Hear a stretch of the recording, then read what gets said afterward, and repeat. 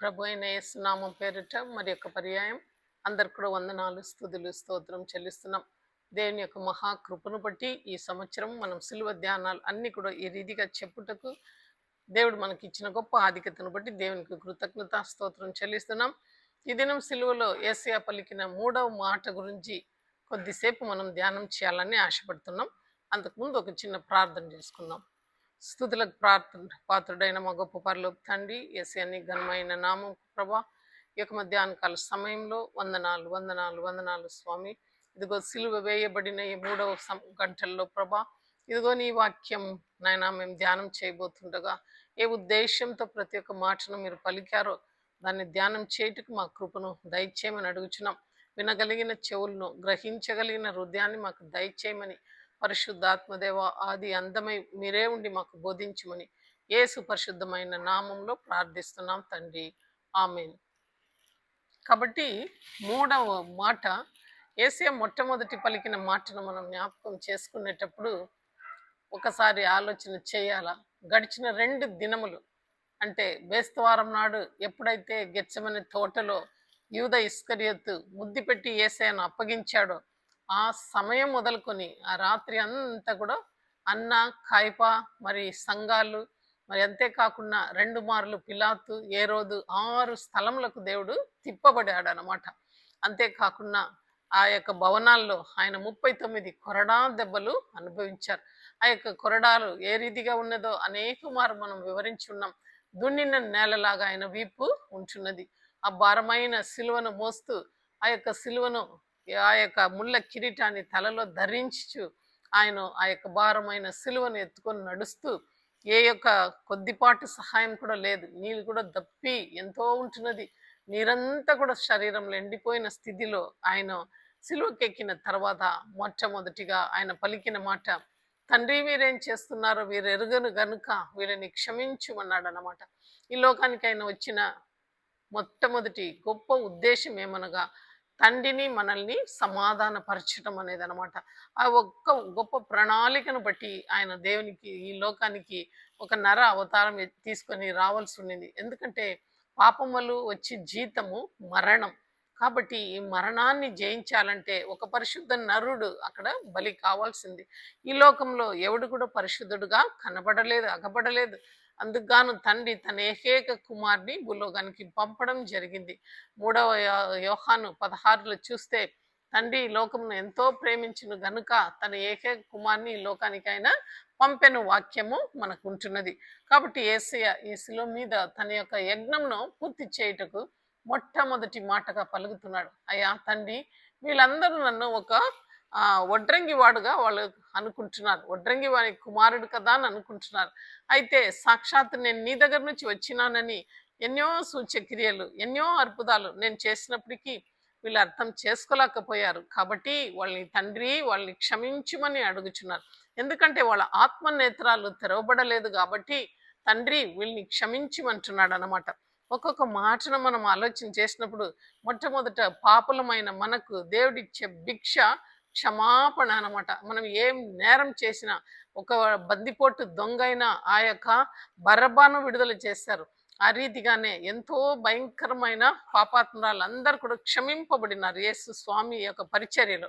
ఇక్కడ ఆయన లోకం అందటికీ ఈ యొక్క పాప క్షమాపణను ఇస్తున్నారు. అయితే ఈ వాక్యం వింటుంటున్న ప్రియ బిడ్డలారా, మీరందరూ కూడా ఆలోచన చేయాలా, ఈ యొక్క భిక్షమును, ఈ క్షమాపణను మనం రిసీవ్ చేసుకున్నామా? ఒకవేళ ఇంకనూ మనం నిర్లక్ష్యం చేసిన ఎడల రాబోయే ఉగ్రతకు మనం ఏ రీతిగానూ తప్పించుకోలేరని వాక్యం సెలవిస్తుంది. కొన్నిసార్లు 40 సంవత్సరం నువ్వు యొక్క వాక్యం వినిండొచ్చు, లేకుంటే 70 సంవత్సరం ఈ వాక్యాన్ని వినిండొచ్చు. అయితే దేవుడు అంటున్నాడు, ఇదిగో నేను ఇచ్చే యొక్క క్షమాపణ, తండ్రి వీరేం చేస్తున్నారో వీరు ఎరుగరు, వీళ్ళని క్షమించమంటున్నాడు. మనం ఏం చేయాలా? ప్రభా మేము తప్పిదం చేసినాం, మా జీవితంలో భయంకరమైన అలవాట్లకు గురి అయినాం, నీ యొక్క మార్గంను వదిలి మేము పరిశుద్ధ మార్గంను వదిలి విశాలమైన మార్గంలో తిరుగుచున్నాం, మమ్మల్ని క్షమించు, నువ్వు అమూల్యమైన రక్తంతో మమ్మల్ని కడుగుమని మనం అడిగినట్లయితే ఈ యొక్క శిలువ ధ్యానం మనకు ధన్యులుగా ఉంటున్నది అనమాట. ఒకవేళ ఆ యొక్క కార్యం చేయకుండా అలవాటు రీతిగా యొక్క వాక్యం మనం వింటే అది ఏమాత్రం మన జీవితంలో పని చేయదనమాట. రెండవ మాటగా ఆ యొక్క దొంగలిద్దరూ మాట్లాడుకుంటున్నారు. ఈయన నిజంగా దేవుని కుమారుడా? అవునురా, నేను లోకంలో నేను విన్నాను ఎన్నో గొప్ప కార్యాలు ఈయన చేసినట్లు. అయితే మనకు ఏ నేరము ఆయన చేయలేదు. ఆయనకు మాత్రం ఎందుకు ఈ శిక్ష విధిస్తున్నారు? రెండవ దొంగ ఆలోచన చేస్తున్నాడు. అయితే మొట్టమొదటి దొంగ, నిజంగా నువ్వు దేవుని కుమారుడైతే నిన్ను రక్షించుకో, మమ్మల్ని కూడా రక్షించమన్నాడు. ఏళన చేస్తున్నాడు అన్నమాట. అక్కడ చుట్టూ నిలబడిన అందరితో పాటు ఆయన కూడా ఏళన మాట పలుకుచున్నాడు.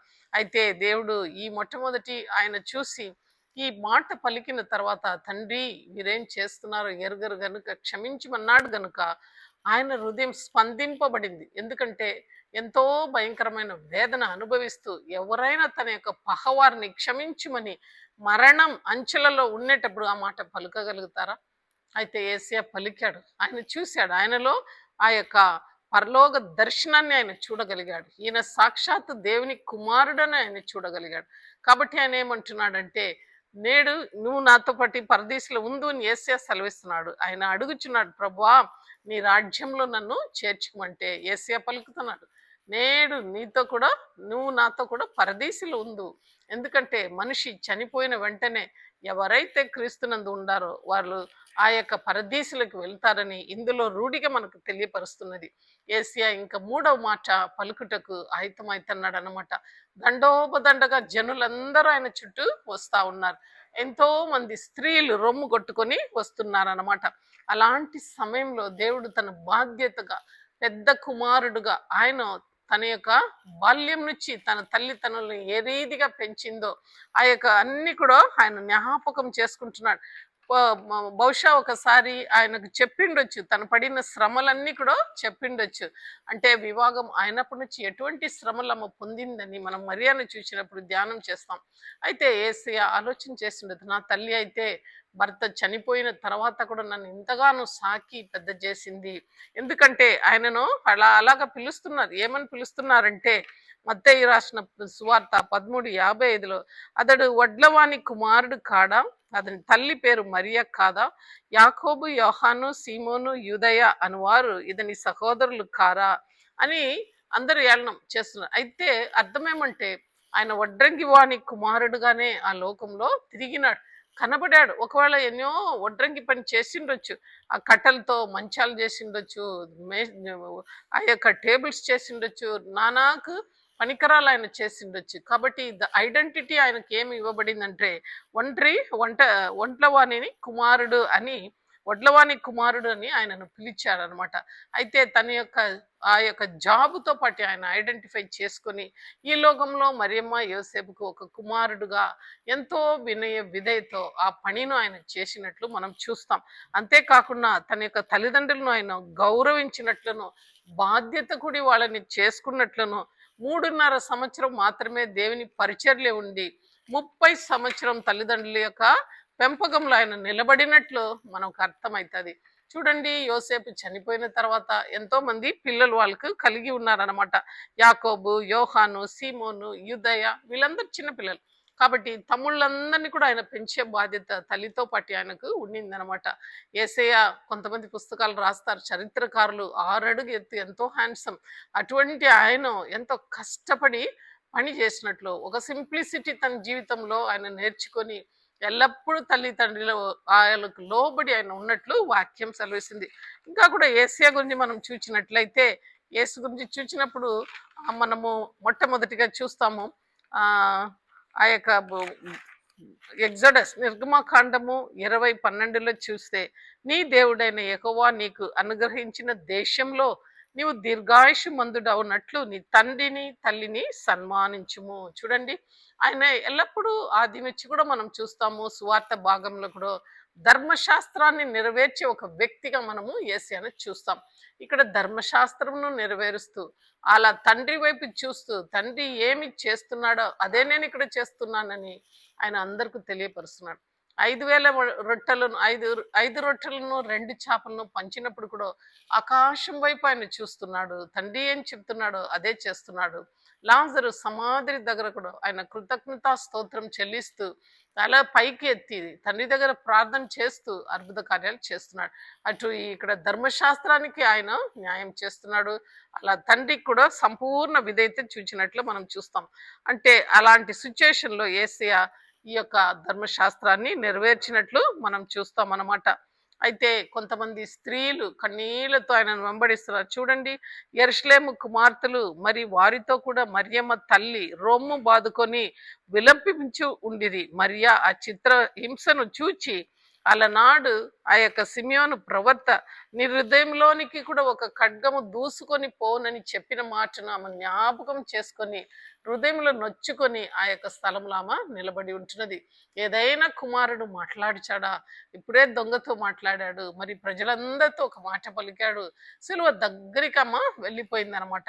ఎంతో దగ్గరికి, ఎంతో ధైర్యం ఉంటే తప్ప అటువంటి కార్యం చేయలేం. అయితే ఎంతో తన కుమారుని వాళ్ళు హింసిస్తుండగా ఆ స్త్రీ అయితే సిలువ దగ్గరికి వెళ్ళగలిగింది. మార్గంలో వెళ్ళుచున్న వారందరూ మాట్లాడుచున్నారు. ఆ మాటల స్వరంలో వినబడుతుంది, ఈయన దేవుని కుమారుడని చెప్పుకున్నాడు, దిగి రమ్మని చెప్పు అని చెప్తున్నారు. ఈ యొక్క దేవాలయాన్ని పడగొట్టి 3 రోజుల్లో లేపుతానని చెప్పాడు, ఇప్పుడు దిగి వచ్చి కట్టుమని చెప్పు, నాకు మాటలు ఆమె వింటానంది. అలాంటి సమయంలో యేసు ఆమె వేదనను ఎరిగిన వాడై ఒక ఓదార్పు మాటను 3వ మాటగా ఆయన పలికాడనమాట. అంటే ఆ మాటను మనం చూస్తే, అమ్మా అదిగో నీ కుమారుడు, ఆ యొక్క ప్రియమైన ఆ యొక్క శిష్యుని చూసి ఇదిగో నీ తల్లి అని యోహాను చూచి చెప్పినట్లు మనం చూస్తాం. అయితే ఇక్కడ మనం చూసినప్పుడు ఆ యొక్క స్త్రీలు అన్నమాట, యూదుల స్త్రీలు తమ బిడ్డలను ఎంతో భక్తి వైరాగ్యంతో పెంచేవారని వాక్యం సెలవిస్తుంది.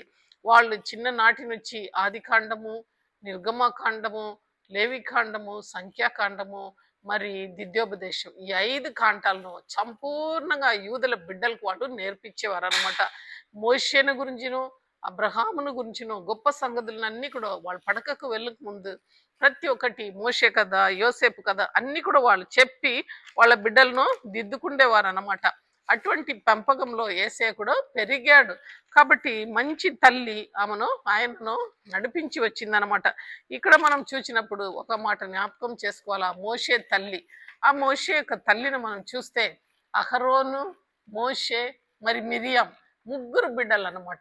బానిస గుడారముల నుండి ఆ ముగ్గురు బిడ్డలను కూడా ఎంతో చక్కగా దేవుని కోసం ఆమె పెంచినట్లే చూస్తాం.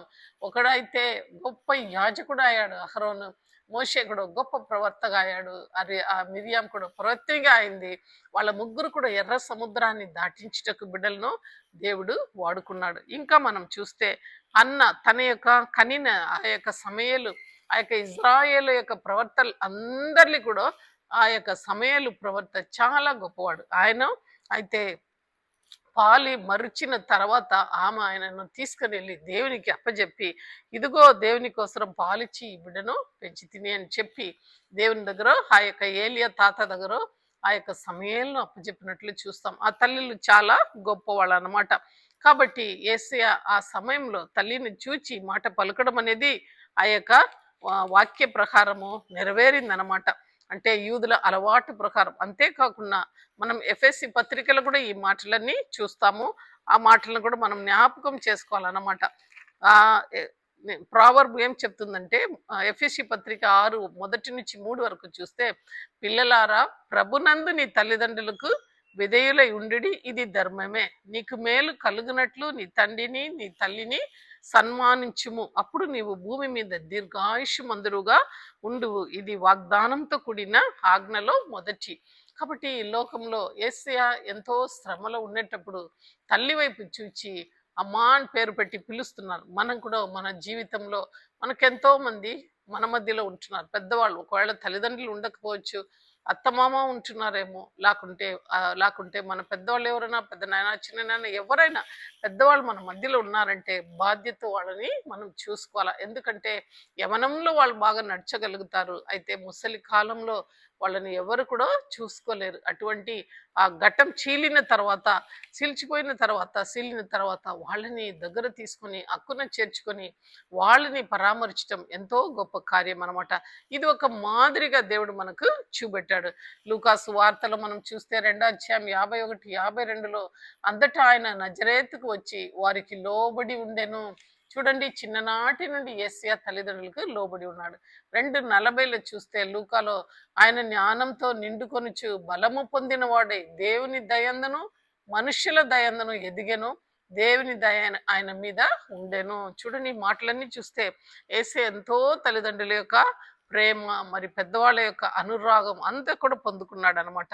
నిర్గమకాండం 21:17 చూస్తే తన తండ్రినైనను తన తల్లి అయినను శపించువాడు నిశ్చయముగా ప్రాణశిక్ష నొందును.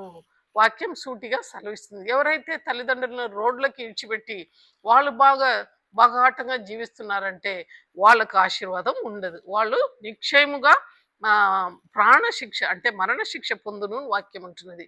సామెతలు 1:8 నా కుమారుడా నీ తండ్రి ఉపదేశమును ఆలకింపుము, తల్లి చెప్పు బోధను త్రోసివేయకము. అంత ప్రాముఖ్యం తల్లిదండ్రులకు ఇవ్వాల. ఒకడు దీర్ఘాయుష్మంతుడిగా ఈ లోకంలో ఉండాలంటే తల్లిదండ్రిను సన్మానించాల. కొలసి పత్రిక 3:20 పిల్లలారా అని అన్ని విషయంలోనూ మీ తల్లిదండ్రుల మాట వినుడి, ఇది ప్రభువును బట్టి మెచ్చుకొన తగినది. అదనమాట. దేవుడు మనల్ని మెచ్చుకోవాలంటే మనము తల్లిదండ్రిని ప్రేమించాలన్నమాట. ఇంకా కూడా చూస్తే తన ప్రేమించి ఒక తల్లి ప్రేమకు పోల్చినాడు అనమాట. యేసయ్య తన ప్రేమను తల్లి ప్రేమకు పోల్చాడు. అందుకే ఆయన ఏమంటున్నాడు, ఒకరి తల్లి తని ఓదార్చినట్లు నేను నిన్ను ఓదారుస్తాను అంటున్నాడు. అంతేకాకుండా తల్లి మరచినా నేను నిన్ను మరువను అంటే తల్లి ప్రేమ చాలా గొప్పది. ఒకవేళ కన్న తల్లి నిన్ను మర్చిపోయినా నేను నిన్ను మరువను అని దేవుడు అంటున్నాడు.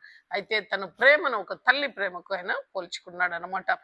అంతేకాకుండా యేసయ్య పరిచర్యలో మనం చూస్తాం ప్రాముఖ్యంగా స్త్రీలే ఆయనను వెంబడించినట్లు చూస్తాం. అనేక మంది స్త్రీలు మార్తా మరియా, లాజరు వాళ్ళ అక్క వాళ్ళు, మరి మగ్దలేన మరియా, 7 దయములను పట్టిన ఆ యొక్క మగ్దలేన మరియకు దేవుడు ఆ యొక్క దయములను వెళ్ళగొట్టాడు గనుక ఆమె కూడా ఆయనను వెంబడించింది. అంతేకాకుండా పాపాత్మురలాన స్త్రీ అనమాట. ఆ పాపాత్మురాలన్న స్త్రీను రాళ్లతో కొట్టి వాళ్ళు చంపాలని వచ్చినప్పుడు యేసయ్య మీలో పాపం లేనివాడు ఆమెను మొట్టమొదటిగా రాయి కొట్టవలను అంటప్పుడు అనేకులు వెనక తిరిగి వెళ్ళిపోయారు. అలాగా యేసును ప్రేమించిన అనేక మంది స్త్రీలు తమ తమ ఆస్తులను ఆయనకి ఇచ్చి ఆయనను ప్రేమించారనమాట. కాబట్టి అనేక మంది స్త్రీలు దేవుని వెంబడించారు. అయితే మొట్టమొదటి మాట తన తల్లిని చూచి ఆ 3వ మాటలో ఆయన చెప్పడం ఎంతగానో గొప్ప మాట అనమాట. అంతేకాకుండా మరియ దగ్గరికి మనం వచ్చినప్పుడు ఆమె మాటలను కూడా కొన్ని మనము ఆలోచించాల. మరియ చూస్తే తన చిన్న వయసులో నుంచి కూడా కష్టపడినట్లు మనం ఇక్కడ చూస్తాం.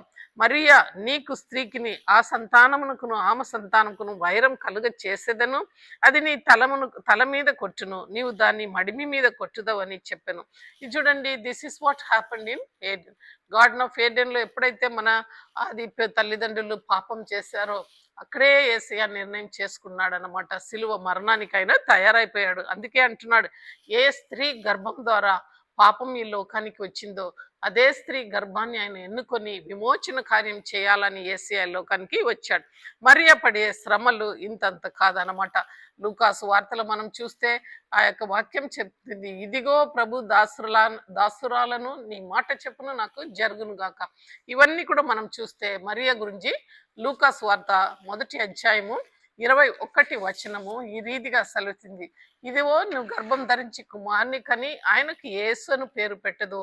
She received the call from heaven అనమాట. ఏంజలిక్ ఇన్ఫర్మేషన్ అంటే ఆ దేవదూతల శుభ వార్తనామ వినగలిగింది. ఆ కాలంలో ఎంతో మంది ఆశతో ఎదురు చూసినారనమాట. స్త్రీలందరూ కూడా ఆ కాలంలో చూడండి, మొట్టమొదటిగా మనం చూస్తే సారా కానివ్వండి, రెబెక్క కానివ్వండి, రేచెల్, అన్న, వీళ్ళందరూ కూడా they were all waiting for the Messiah to be born in their womb. వాళ్ళ యొక్క గర్భంలో మెస్సియా పుట్టాలని వాళ్ళందరూ కూడా వేచి ఉన్నట్లు వాక్యం సెలవిస్తుంది. యెషయా గ్రంథం 7:14 ఏమంటుందంటే, కాబట్టి ప్రభు తానే ఒక సూచన మీకు చూపించును, ఆలకించుడి, కన్యగ గర్భవతి కుమారును కని అతనికి ఇమ్మానుయేలు పేరు పెట్టును. ఈ వాక్యం ఉంటుంది కనుక ఆశతో అబ్రహాం సంతానం అందరు కూడా ఎదురు చూశారనమాట. ఆ కాలంలో స్త్రీలందరూ కూడా నా గర్భంలో యేసయ్య పుట్టాలని ప్రతి ఒక్కరూ ఎదురు చూసిన సమయం. అయితే మరియా ఎంతో ప్రార్థన పర్రాలు కాబట్టి ఆ యొక్క గబ్రియల్ దేవదూత వచ్చి చెప్తాది, ఆయన గొప్పవాడై సర్వోన్నతుని కుమారుడు అనబడును, ప్రభువైన దేవుడు తన తండ్రి అయిన దావీదు సింహాసనమును ఆయనకు ఇచ్చును. ఆయన యాకోబు వంశములను యుగ యుగముల ఏలును. ఆయన రాజ్యము అంతం లేనిదై ఉండును ఆమెతో చెప్పెను. అందుకు మరియా, ఇదిగో ప్రభు దాసురాలను, నీ మాట చెప్పును నాకు జరుగును గాక అని అందట దూత ఆమె నుండి వెళ్ళను. ఇక్కడ చూడండి, ఎంతో గొప్ప మాట. నీకు ఒక కుమారుడు నువ్వు కనబోతున్నావు. సర్వోన్నతి శక్తి నిన్న కమ్ముకుంటుంది. పుట్టబోయేది పరిశుద్ధం కలిగింది కనుక, పరిశుద్ధాత్మ వలన కలుగుచున్నది కనుక ఆయనకు యేసు అని పేరు పెట్టదు. లోక రక్షకుడు ఆయనగా ఉండబోతున్నాడని సెలవిస్తుంది అనమాట. ఆ సమయంలో ఆమెకు ఏమి కూడా అర్థం కాదు, కానీ ఆమె ఇన్నసెంట్ అనమాట. అయితే నేను పురుషుని ఎరగని దాని కదా అని సెలవిస్తుంది. అయితే దేవుడు అంటున్నాడు, అయితే నీ యొక్క బంధురాలనే ఎలిజబెత్కి ఇది 6వ నెల, దేవుని చేత కాకుండా ఉండేది ఏది కూడా కాదని ఆయన తెలియపరుస్తున్నాడు. అయితే ఎంతో వినయ విధేయతో ఆమె ఒక మాట పలుకుతుంది, ఇదిగో ప్రభు దాసురాలను, నీ మాట చెప్పును నాకు జరుగును గాక. ఆ దినములలో ఆమె అక్సెప్ట్ చేయాలంటే, ఇజ్రాయేలులో ఆ యొక్క యూదా వంశంలో మనం చూచినప్పుడు ఎంతో భయంకరం. ఎవరికైనా వాళ్ళు ప్రదానం చేయబడిన వారు గర్భంతో ఉన్నారంటే రాళ్లతో కొట్టి చంపే సమయం అన్నమాట. అంతా కూడా భయంకరమైన చీకటి యుగము. అలాంటి సమయంలో ఆమె గర్భం ధరించుటకు పెళ్లి కాకముందే ఎంతో సిద్ధపడి ఆ యొక్క గబ్రియల్ మాట విని ఆమె ధైర్యం చేసిందనమాట. యేసయ్య కార్యాన్ని మనం చేయాలంటే ఎన్నో ఆటంకాలు మన జీవితంలో వస్తుంది. అయితే ఒక స్త్రీగా ఆమె ఎలాగ నిలబడగలిగిందో, మనం ఈ లోకంలో యేసు కొరకే ఏమైతే చేస్తున్నామో ఒకసారి మనల్ని మనము స్వపరీక్ష చేసుకోవాలన్నమాట. అంతేకాకుండా రెండవదిగా ఆమెకు చెప్పబడిన మాట, ఆ దూతలు తమతో నుండి పరలోకమునకు వెళ్ళిన తర్వాత ఆ గొర్రెల కాపరులు జరిగిన ఈ కార్యములను ప్రభువు మనకు చేసి ఉన్నాడని, మనము బెత్లెహేము వరకు వెళ్ళి చూద్దాం రండి అని ఒకరితో ఒకరు చెప్పుకొని త్వరగా వెళ్ళి మరియను యోసేపును తొట్టిలో పండుచున్న శిష్యును చూచిరి. వారు చూచి శిష్యును గురించి తమతో చెప్పిన మాటలు ప్రచారం చేసిరి. గొర్రెల కాపులు తమతో చెప్పిన సంగతులను గురించి విన్న వారందరూ మిక్కిలి ఆశ్చర్యపడిరి. అయితే మరియా మాటలన్నీ తన హృదయములో తలపోసుకొని భద్రం చేసుకొనెను. ఇక్కడ చూడండి, ఆ యొక్క గొల్లల కాపరులు కూడా పరలోకం నుండి ఆ శుభవార్త వచ్చిందనమాట. ఆషామాషిగా మనుషులు తెలియపరచల సర్వోన్నతమైన స్థలములలో దేవునికి మహిమ, భూమిలో అందరికి సంతోషమని దేవదూతలు గానాలను పాడి ఆ మాటల్లో మళ్ళీ తీసుకొచ్చి మరీ చెప్తున్నారు. మేము ఇలాంటి ఒక సంగతిని విన్నాము, ఈ గొప్ప శిశువు ఇదని చెప్పి వచ్చి కాళ్ళను పట్టుకొని నమస్కారం చేస్తున్నారు అన్నమాట. ఆ యొక్క రాత్రికాల చలికాలంలో సమయంలో గొర్రెలందరూ కూడా ఆ యొక్క గుడిసెకు వచ్చి ఆ యొక్క పశువుల పాకల బిడ్డను ముద్దినప్పుడు మరియమ్మ ఎంతగానో ఆనందించింటది. అయితే ఆ స్త్రీ అయితే తన హృదయంలో అన్ని దాచిపెట్టుకుని నేను వాక్యం సెలవిస్తుంది. అటు తర్వాత మనం చూస్తాం, మరియమ్మ తల్లి అక్కడ జకరియా ఇంటికి వెళ్ళినట్లు ఉంది. జకరియా ఇంటికి వెళ్ళినప్పుడు ఆమె అక్కడ వెళ్ళి శుభవచనం తెలిపిన వెంటనే ఆమె ఏమంటున్నదో వినగానే ఆమె గర్భంలో ఉన్న శిశువు గంతులు వేసిన వాక్యం సెలవిస్తుంది. ఎప్పుడైతే మరియమ్మ తల్లి ఎలిజబెత్ ఎదురుగా నిలబడిందో అప్పుడు బాప్టిజం ఇచ్చి యోహాను ఆ యొక్క ఎలిజబెత్ అమ్మ గర్భంలో ఉంటున్నాడు. కాబట్టి వెంటనే ఆయన గంతులు వేసినట్లు వాక్యం సెలవిస్తుంది. అందుకు ఆమె ఏమంటుందంటే, స్త్రీలలో నీవు ఆశీర్వదింపబడిన దానవు, నీ గర్భము ఆశీర్వదింపబడును, నీ ప్రభు తల్లి నా యొద్దకు వచ్చిట నాకు ఎలాగ ప్రాప్తమైంది అని పలుకుతుంది అనమాట. అంటే ఇవన్నీ శుభవార్తలు అన్నీ కూడా ఆ సిలువ దగ్గర ఆమె నిలబడి ఆలోచన చేస్తుంది. అంతేకాకుండా చిన్న బిడ్డగా ఉండేటప్పుడు 2 సంవత్సరం క్రింద ఉండే అందరినీ కూడా చంపివేయమనేటప్పుడు యేసు స్వామిను పశుపాలని తీసుకొని గాడిద మీద యోసేపును మరియమ్మను ఐగిప్తు వరకు వాళ్ళు వెళ్ళినారనమాట. ఎంతో తన ఒడిలో దాచుకొని ఆ బిడ్డను తీసుకొని వెళ్ళింది. మరలా దేవదూతలు కలలో మాట్లాడి మరలా నజరేతుకు తీసుకురండి, బిడ్డను చంపబోయి ఏ రోజు చనిపోయినాడని చెప్పిన తర్వాత ఎంతో దూరం మరలా ఐగిప్తు నుండి నజరేతుకు తీసుకొని వచ్చింది. ఇవన్నీ కూడా ఆమె తలబోసి కన్నీళ్లు మున్నీళ్ళయి ఆ శిలువ దగ్గర ఆమె నిలబడింది. అయితే సిమియోను 8 దినము తర్వాత ఒక మాట పలుకుచున్నాడు. యేసయ్యను తీసుకొని దేవాలయంకి వచ్చినప్పుడు సిమియోను 2 చేతుల బిడ్డను తీసుకొని, ఈ బిడ్డ గొప్పవాడైతాడు, ఈయన ద్వారా అనేక కష్టాలను ఎదుర్కొంటావు. అంతేకాకుండా ఆయన చెప్పిన మాట, ఒక ఖడ్గం నీ హృదయాన్ని కూడా దూసుకొని వెళ్తాదని సెలవిచ్చినాడు. ఆ సంగతులన్నీ ఆమె జ్ఞాపకం చేసుకొని ఆమె నిలబడి వలవలలాడి కన్నీళ్లు కారుస్తుంది. ఈ లోకంలో ఏ తల్లి కూడా ఇటువంటి కష్టాలు రాకూడదని మనము ప్రార్థన చేయాలా. అయితే ఆ మరియమ్మ తల్లి అయితే ఎంతో ధైర్యంగా దాన్ని ఎదుర్కొని నిలబడింది. కాబట్టి ఆమె ముఖమును చూసి యేసయ్య మాట అంటున్నాడు, అమ్మ అదిగో నీ కుమారుడు. ఆ యొక్క శిష్యుని చూసి యోహానును చూసి అదిగో నీ తల్లి అంటున్నాడు. చూడండి, 12 మంది శిష్యులు ఉన్నప్పుడు యూదా ఇస్కరియోతు యేసయ్యను అప్పజెప్పి దూరం వెళ్ళిపోయాడు. పేతురు కొంతకాలం గెత్సెమనే తోట వరకు వచ్చాడు, పారిపోయాడు.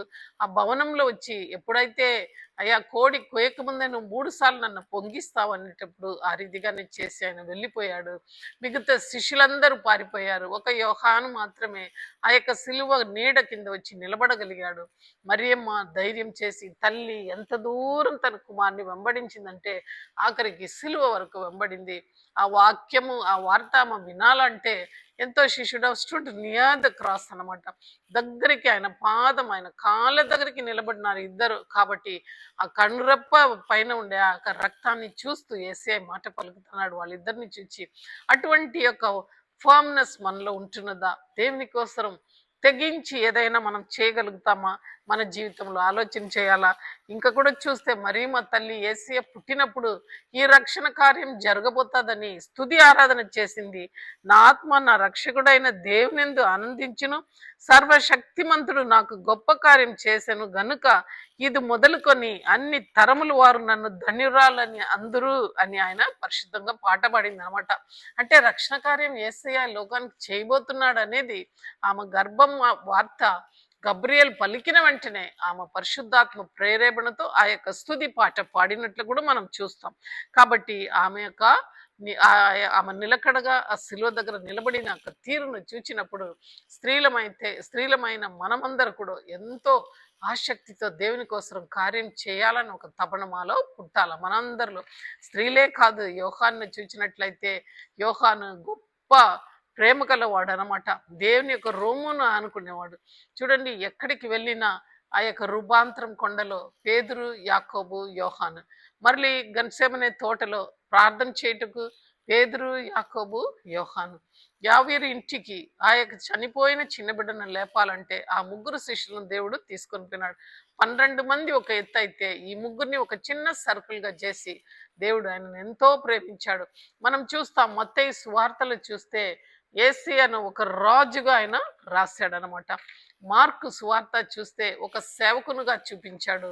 లూకా సువార్తలు చూస్తే ఆయన ఒక మనుష్య కుమారుడుగా ఆయనను చూశాడు. అయితే యోహాను సువార్తలు చూస్తే సాక్షాత్తు దేవుని కుమారుడుగా ఆయన రూపొందినట్లు ఎంతో చక్కగా రాయబడింది అనమాట. అందుకే మొట్టమొదటిగా యోహాన్ ఏం చెప్తున్నాడంటే, ఆది యందు వాక్యం ఉండెను, వాక్యం దేవుని దగ్గర ఉండెను, ఆ వాక్యమే శరీరధారి అయి మన మధ్యలోకి వచ్చిందని యోహాన్ రాయగలిగాడు. ఎందుకంటే యేసయ్య దగ్గర ఉండి చూచిన శిష్యులలో యోహాన్ ఒక్కడనమాట. అంతేకాకుండా యోహాన్ ఏమంటున్నాడంటే, నిజమైన ద్రాక్ష వలె నేను, తీగలు మీరు అని చెప్పాడు దేవుడు. అది రాస్తున్నాడు. అంటే గొర్రెలకు కాపరి, మంచి కాపరి నేను, కాపరి తన గొర్రెల కోసం ప్రాణం పెట్టుననే వాక్యం యోహాను రాశాడనమాట. ఈ లోకానికి వచ్చే నిజమైన వెలుగు నేనే అని యేసయ్య అని యోహాను రాశాడు.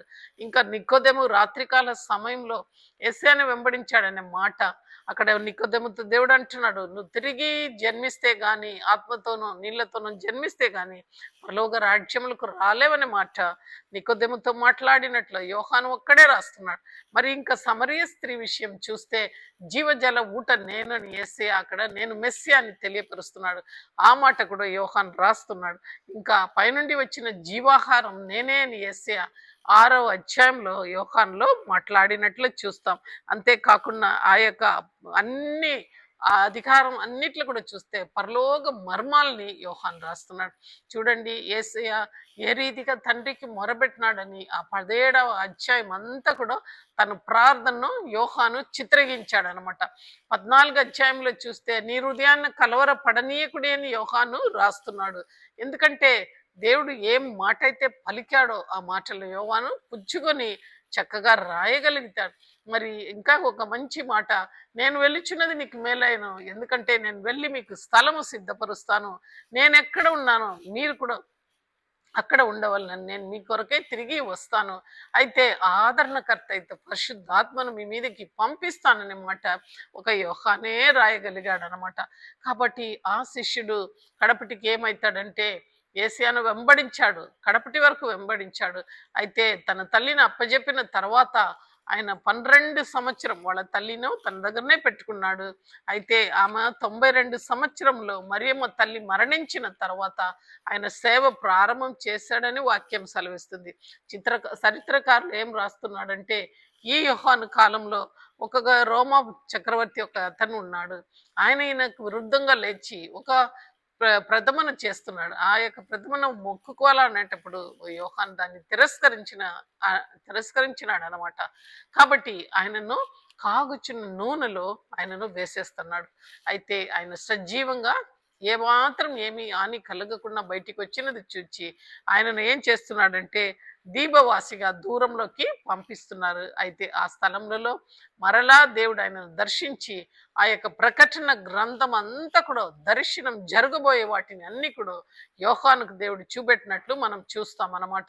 ఈ వాక్యం ఉంచిన ప్రతి ఒక్క బిడ్డ మనము దేవుని వెంబడించడంలో ఎంత దగ్గరికి వెళ్ళినామో, సిలువ దగ్గరికి మనం వెళ్ళినామా, లేకుంటే అందరి మాదిరి మాటలు చెప్తూ దూరంలో ఉన్నామా, లేకుంటే సిలువను మోస్తూ వెంబడిస్తూ పరిగెత్తేసినామా, పేదరులాగా మనం ఒకసారి ఆలోచన చేయాలా. ప్రతి ఒక్కరు కూడా ఆయనను వెంబడించడంలో యేసే చెప్పాడు, నాగలి మీద చేయబెట్టి వెనక తిరిగేవాడు నాకు పాత్రుడు కాదన్నాడు.